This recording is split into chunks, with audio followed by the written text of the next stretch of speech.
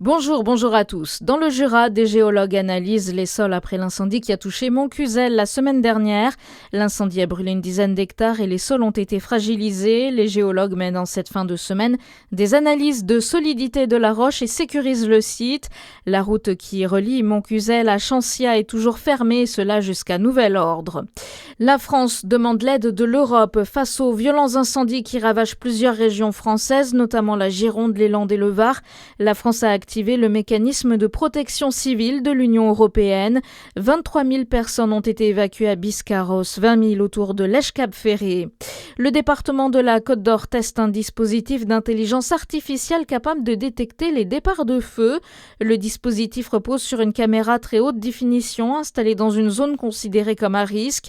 Les images sont ensuite analysées et s'appuient sur des algorithmes d'intelligence artificielle pour identifier les premiers signes d'un incendie. L'objectif est de repérer un départ de feu dès ses premières minutes.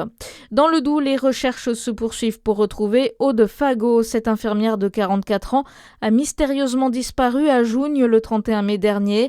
Elle n'a depuis plus donné signe de vie. Cette semaine, des recherches menées par la gendarmerie nationale ont été menées avec l'aide de chiens spécialisés dans la détection de restes humains. L'agriculture bio recule encore en Bourgogne-Franche-Comté. Pourtant, selon une enquête établie par l'Institut de l'agriculture et de l'alimentation biologique, elle contribue à la réduction des émissions des gaz à effet de serre. En 2025, en Bourgogne-Franche-Comté, le bio concerne 15,1% des fermes de la région et 9,8% de la surface agricole utilisée.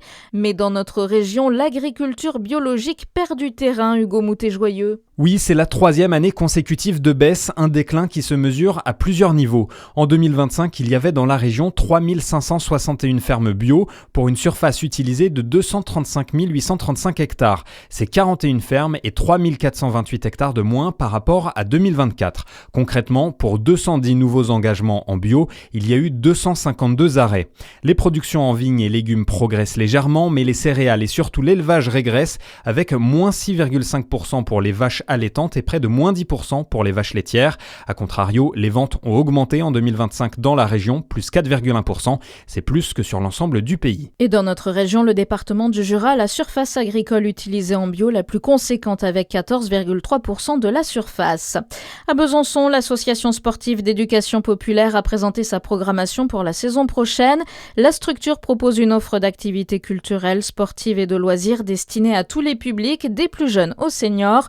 Les inscriptions ouvriront le 3 septembre. Et puis le dernier week-end de juillet s'annonce chargé sur les routes. Bison Futé prévoit une circulation difficile dans le sens des départs dès aujourd'hui. Demain, c'est toute la France qui sera classée en rouge. À suivre votre météo sur Fréquence Plus.